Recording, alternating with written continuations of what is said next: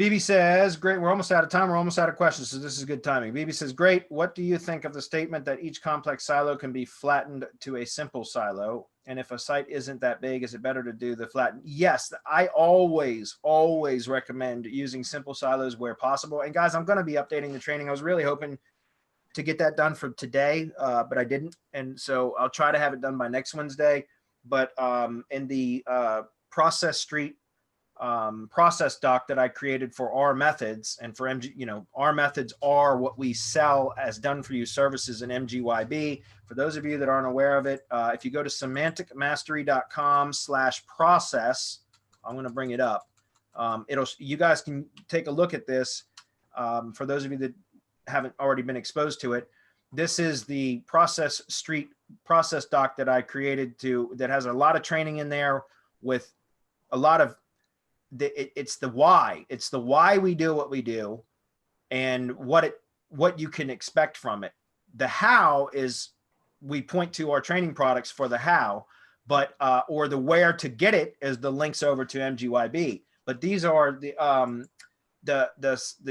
website silo architecture, the training videos that I created 5 years ago or whatever. They're still valid, but my overall process has changed slightly, right? It's evolved slightly. And so I'm going to redo those silo training videos where I go into what a simple silo is, what a complex silo is, the difference between a physical silo and a virtual silo, and what I prefer to use and why. I'm going to redo those videos, and that will go into here, the website section of the worryless entity-based SEO process doc. And when I do, hopefully I'll have this done by next week, guys. I really wanted to get it done by this week, but I haven't even started on it. So I'll try to get it done by next week. And then again, guys, you go to semanticmastery.com/process and you can take a look at all the stuff that's in here. There's a lot of training in here. And so anyways, that said, yes, I always recommend a simple silo for most projects. I'm not going to say for most projects, for most local projects, which is what I do almost exclusively. Simple silos will suffice. I used to always try to build complex silos because I thought it was going to be better. And then maybe there is some benefit to it, but what I found is a complex silo is complicated, hence the name complex silo. And so it's difficult to build. It creates some kind of funny issues that are hard to reconcile with the URLs, with the slugs, and with permalinks and that kind of stuff. So I prefer to stick with a simple silo. It's much easier to manage. It's easier to map out when you're in the build process. So I like using simple silos for most local projects. That's all that is ever needed. In fact, with a simple silo, if you're using our methods, you're going to be, the on-page SEO is going to be far superior than what most of your competitors are doing anyways.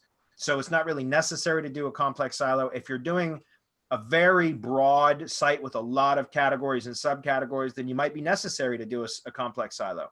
But like I said, I always try to simplify where possible. We've had a ton of people over the years that join one of our groups and they map out this incredibly intricate silo map of a site. And they, probably spend hours and hours and hours mapping it out and creating drawings to show the silo structure and everything. And then they present it and say, what do you think? You think this would work? And it's like, well, yeah, but it could have worked, 8 levels previous where it was like a much simpler build and you could have saved yourself a ton of time. And we don't say that to pick on anybody, but it's because I think we as SEO types try to overcomplicate stuff all the time. And I've learned over the years to try to simplify as much as possible and get results with a much simpler process. And simple silo structure is the way that I prefer to build 95% of my sites. Commenting? I totally agree. I don't know why people get themselves into trouble with complex silos, like right from the start. Yeah. If it's a brand new project, there's no need for a complex silo, unless it's like, I don't know, like some type of e-commerce website. And you've seen those where there's a bunch of complex subcategories and categories, subcategories, subcategories, and all of these things that really complicate it. What I tell people is, look, in the beginning, you're good with your homepage and 3 categories, 3 top level categories, the 3 main keywords that you're going to go after to start making money. Push all the power that way. As needed, and as you see more opportunities for top level categories, you add them, right? Because then your whole setup is done and whatever you add is going to benefit from everything you've done previously. But if you start mapping it out complex from the beginning, how are you going to push the power that that's going to need for every page and post and subcategory and subcategory that you're trying to create? You're dividing up the page rank in such a way that it's not going to push the initial power that it could have. There's no way, because there's no way to keep the link flow going the right way. Let's put it that way. Yeah. But if you keep it simple, minimize the amount of categories. Don't try to go after everything at once, but just three categories. That gives you enough to write about for months. When you get our deep keyword research, I'm sorry, that's not available right now, but our deep keyword research gives you enough to write about for months on those 3 top market level categories, on those silos. And then you can go and see like which one is more complicated, and you just break it up. Instead of making it a subcategory, you just make it another category that's related to that one category that you already have.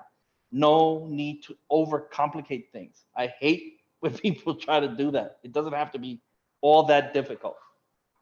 Yeah, and it's funny because, like I said, we've experienced that a lot over the years. And I'm not going to lie, in years past, I did the same thing. I would always approach new projects with the complex silo, try to map all that out, and it became overwhelming. It became too much of a bitch to, too difficult to manage the projects. And again, it creates a lot of funky issues if you're trying to share subcategories with other categories, especially in local. Like, for example, if you have, your topical or service-based silos, which would be like, like tree removal would be one silo, for example, and another silo could be tree trimming, which in reality, I've learned over the years that you really don't even need to create silos for tree service sites because they're all synonyms for each other. Google considers tree removal and tree trimming as synonyms anyways.